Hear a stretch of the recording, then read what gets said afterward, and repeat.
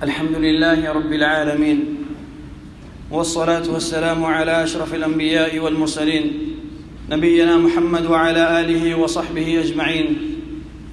أما بعد، سب تعریفیں اللہ سبحانہ و تعالیٰ کے لیے ہیں. انگن بے شمار درود و سلام و امام الانبیاء و خاتم النبیین محمد ابن عبداللہ صلوات ربی و سلام علیہ پر، اللہ کی رحمت و ازواج مطہرات امہات المؤمنین پر،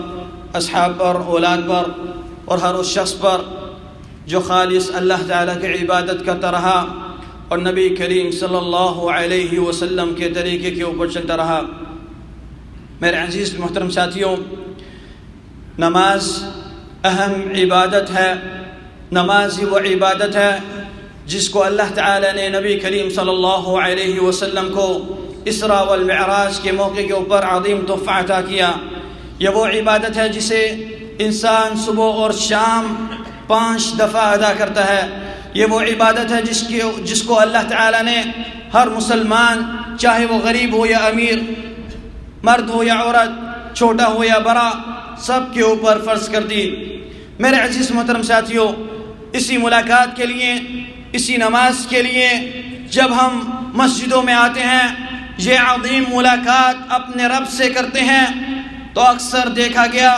کہ اس میں ایسی خطائیں پائی گئیں جو انسان کی نمازوں میں نہیں ہونی چاہیے. ایسی غلطیاں جو نماز کی شروعات سے پہلے، اور کچھ غلطیاں جو نماز کے اندر، اور کچھ غلطیاں جو نماز کے بعد، اور کچھ غلطیاں جو انسان جب منفرد طور پر اکیلا ادا کر رہا ہے تب پائی گئی، اور کچھ غلطیاں جو انسان جب امام کے ساتھ پڑھ رہا ہے تب پائی گئی. میرے عزیز محترم ساتھیوں، نبی کریم صلی اللہ علیہ وسلم نے اسی نماز کے بارے میں فرمایا، صلو کما رأیتمونی اصلی، اسی طریقے سے نماز پڑھو جس طرح مجھے پڑھتے ہوئے دیکھا. نبی کریم صلی اللہ علیہ وسلم کو صحابہ کرام رضوان اللہ اجمعین نے دیکھا نماز پڑھتے ہوئے اور آپ سے سیکھی، اور اس طرح تابعین، تبع تابعین، سلف صالحین، اور یہاں تک کہ ہمارے پاس پہنچا. اور ہر ایک مسلمان کو اس کا اہتمام کرنا چاہیے اور اس کو سیکھنا چاہیے اگر اس کی نماز میں غلطیاں ہیں، کیونکہ اس میں انسان اپنے رب سے ملاقات کرتا ہے. کوئی ایسی غلطی نہ ہو کہ بادشاہوں کے بادشاہ کے سامنے کھڑا ہے اور اس سے وہ غلطی واقع آ جائے جس سے وہ ثواب سے محروم ہو جائے. میرے عزیز محترم ساتھیوں، سب سے پہلے کہ انسان جب مسجد میں آ رہا ہے اس کو چاہیے کہ وہ اطمینان سے آئے، آہستہ آہستہ چلتا ہوا آئے. اکثر دیکھا گیا کہ جب نماز کھڑی ہوتی ہے تو لوگ بھاگ کے آ رہے ہوتے ہیں مسجد میں، بلکہ حکم دیا گیا کہ آہستہ آیا جائے اور جتنی نماز مل جائے اس کو پڑھ لے اور جتنی چھوٹ جائے اس کو بعد میں مکمل کر لے. اسی طریقے سے اکثر لوگوں کو یہ دیکھا گیا کہ جب وہ مسجد میں داخل ہوتے ہیں تو بیٹھ جاتے ہیں اور تحیۃ المسجد، جو مسجد کی احکاموں میں سے حکم ہے، اس کو نہیں پڑھتے. حالانکہ نبی کریم صلی اللہ علیہ وسلم خطبہ دے رہے تھے اور ایک شخص مسجد میں داخل ہوا اور وہ بیٹھ گیا تو نبی کریم صلی اللہ علیہ وسلم نے اس کو حکم دیا کہ کھڑے ہو جاؤ اور تحیۃ المسجد پڑھو. میرے عزیز محترم ساتھیوں، اسی طریقے سے دیکھا گیا کہ اکثر فجر کی نماز میں کہ بہت سے ساتھی جب مسجد میں داخل ہوتے ہیں تو وہ 2 رکعت نماز پڑھ رہے ہوتے ہیں فجر کی سنتیں، اور اس کے بعد جب نماز کھڑی ہو جاتی ہے تو وہ اپنی نماز کو برقرار رکھتے ہیں. اور کچھ ساتھی ایسے ہیں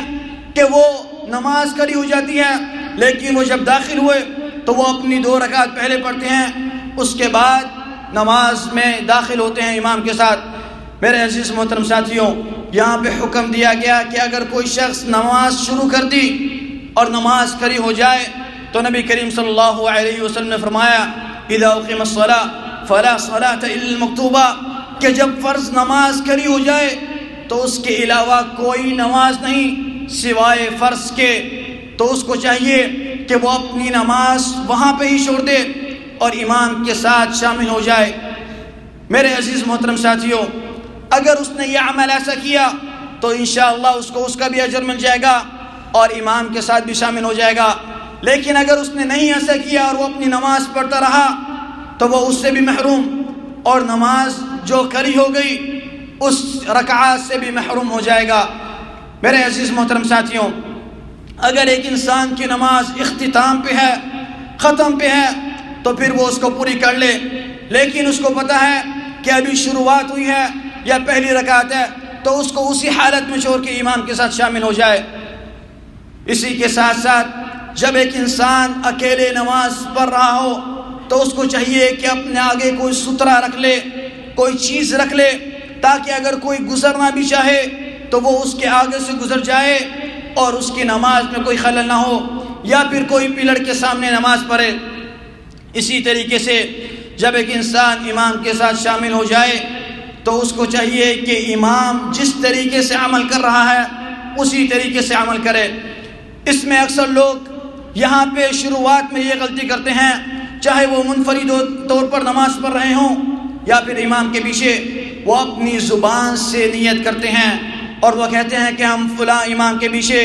فلاں نماز ادا کر رہے ہیں اور اتنی رکعات ہیں قبلے کی طرف منہ کیے ہوئے۔ اور اگر کوئی منفرد طور پر بھی نماز پڑھ رہا ہے تو وہ اسی طریقے سے اپنی زبان سے یہ نیت کرتا ہے کہ میں 2 رکعت یا 4 رکعت نفل نماز پڑھ رہا ہوں۔ میرے عزیز محترم ساتھیوں، یہ زبان سے نیت کرنا بھی نبی کریم صلی اللہ علیہ وسلم سے ثابت نہیں۔ آپ صلی اللہ علیہ وسلم سے کوئی بھی عمل زبان سے ثابت نہیں کہ زبان سے نیت کی ہو سوائے حج اور عمرے کے۔ اسی لیے ہر انسان کو چاہیے کہ چاہے وہ نفل پڑھ رہا ہو یا پھر وہ فرض، ایسے ہی جا کے امام کے پیچھے شروع کر دے۔ اور جب ابتدا کی جائے تو اکثر لوگوں کو دیکھا گیا کہ جب وہ رفع یدین کرتے ہیں تو اکثر لوگ اپنے کانوں کا ہاتھ لگاتے ہیں، اور کچھ لوگ اپنے پورے ہاتھ بھی نہیں اٹھاتے ہیں رفع یدین کے لیے۔ یہاں پہ بھی نبی کریم صلی اللہ علیہ وسلم کا طریقہ یہ ہے کہ آپ جب رفع یدین کے لیے دونوں ہاتھ اٹھاتے تو اپنے کندھوں تک یا اپنے کانوں تک، اور ہاتھ کا جو وجہ ہے، ہاتھ کا جو چہرہ ہے، وہ سیدھا قبلے کی طرف ہوتا۔ یہ ہے طریقہ نبی کریم صلی اللہ علیہ وسلم کا رفع الیدین کرنے کا۔ اس کے بعد جب ایک انسان امام کے پیچھے پڑھ رہا ہے تو اس کو چاہیے کوئی سورت کی تلاوت نہ کرے سوائے سورت فاتحہ کے، کیونکہ جس کے بارے میں نبی کریم صلی اللہ علیہ وسلم نے فرمایا لا صلاۃ لمن لم یقرأ بفاتحۃ الکتاب، اس شخص کی نماز ہی نہیں جس نے سورۃ فاتحہ کی قرات نہ کی۔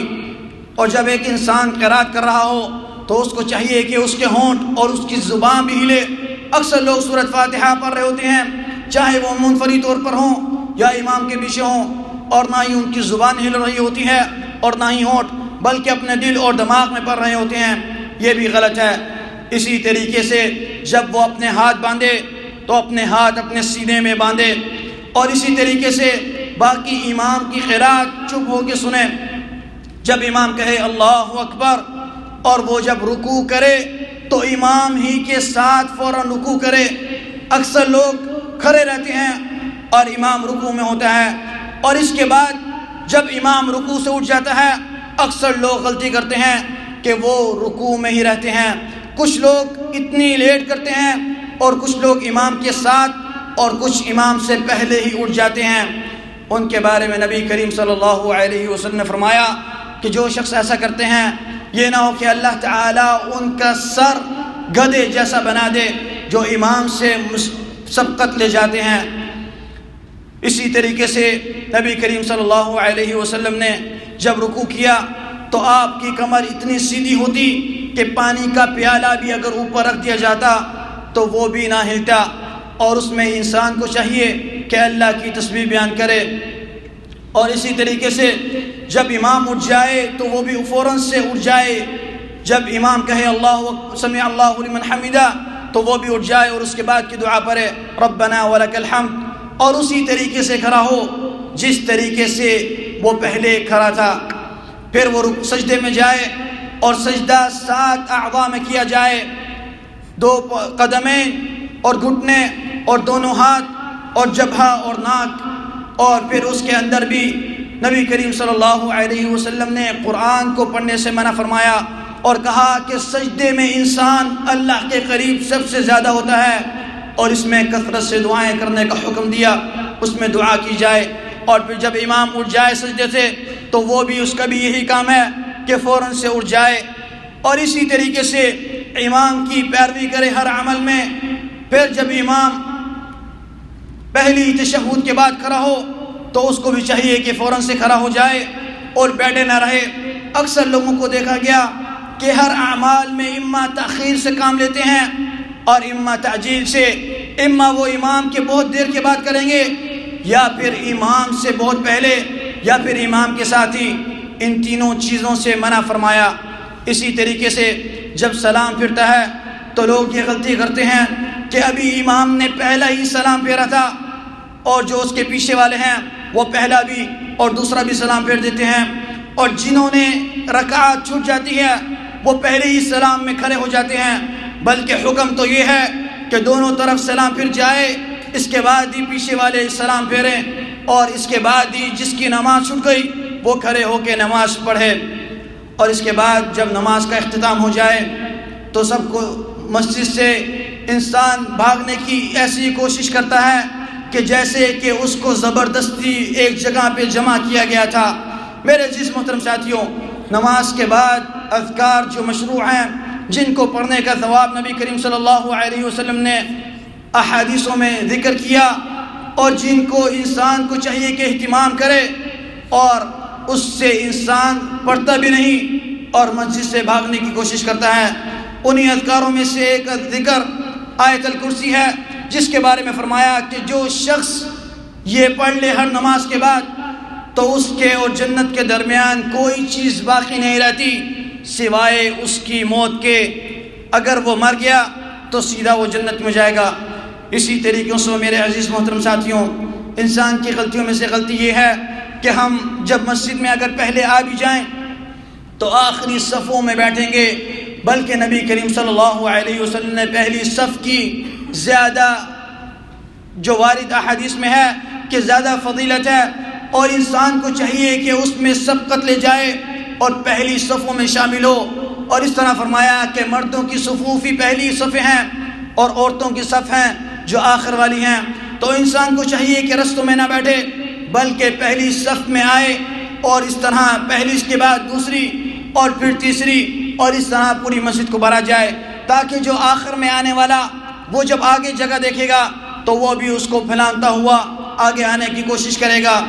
میرے عزیز محترم ساتھیوں، یہ کچھ غلطیاں تھیں جو انسان کی نماز میں پائی گئیں۔ میں اللہ سے دعا گو ہوں کہ وہ ہمیں ان غلطیوں کو سدھارنے کی توفیق عطا فرما، ہماری نمازوں کے اندر خشوع کر دے، ہماری نمازوں کو صحیح کر دے۔ اے اللہ، ہماری نمازیں اسی طرح ہوں جس طرح کہ نبی کریم صلی اللہ علیہ وسلم نے پڑھی اور اس طرح اپنی امت کو سکھائیں اور اس کا حکم دیا۔ اے اللہ، ہماری نمازیں، روزے، حج، عمرے اور ساری عبادتیں اپنی بارگاہ میں قبول فرما لے۔ اے اللہ، ہم سے راضی ہو جا۔ اے اللہ، ہمارا خاتمہ اس اسلام کے اوپر کرنا۔ اے اللہ، ہمیں کلمہ لا الہ الا اللہ نصیب فرمانا۔ اے اللہ، ہمارے والدینوں کا بھی خاتمہ اسی میں کرنا۔ اے اللہ، ہمارے والدین بیمار ہیں، اے اللہ ان کو شفا عطا کر۔ اے اللہ، وہ مصیبت میں ہے تو ان کی مصیبت دور کر دے۔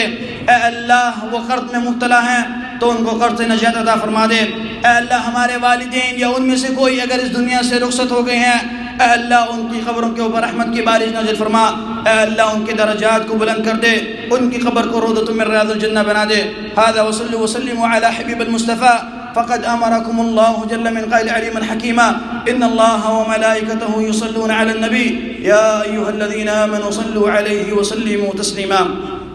اللهم صل على محمد وعلى آل محمد كما صليت على إبراهيم وعلى آل إبراهيم إنك حميد مجيد اللهم بارك على محمد وعلى آل محمد كما باركت على إبراهيم وعلى آل إبراهيم إنك حميد مجيد وارض اللهم عن خلفاء الراشدين أبي بكر وعمر وعثمان وعلي وعن سائر الصحابة وعنا معهم برحمتك يا أرحم الراحمين اللهم اغفر للمسلمين والمسلمات والمؤمنين والمؤمنات الأحياء منهم والأموات اللهم اغفر لنا ولوالدينا ولجميع المسلمين برحمتك يا أرحم الراحمين ربنا آتنا في الدنيا حسنة وفي الآخرة حسنة وقنا عذاب النار عباد الله إن الله يأمر بالعدل والإحسان وإيتاء ذي القربى وينهى عن الفحشاء والمنكر والبغي يعظكم لعلكم تذكرون